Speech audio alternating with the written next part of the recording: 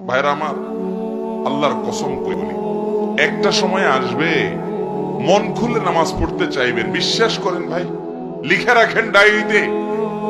আপনাকে যদি আল্লাহ হায়াতে বাঁচিয়ে রাখেন, যুবক ভাইয়েরা, তরুণ ভাইয়েরা, একটা বয়স আসবে মনে চাইবে একটু রবকে মন খুলে সেজদা দেই, একটু লম্বা করে রুকু করি।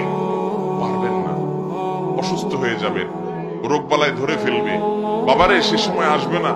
বৃদ্ধ মুরব্বীদেরকে, চাচাদেরকে জিজ্ঞাসা করেন, চাইলেও অজু ধরে রাখতে পারে না, নামাজ পড়তে পারে না, চাইলেও পারে না। একটা সময় আসবে চাইবেন, পারবেন না।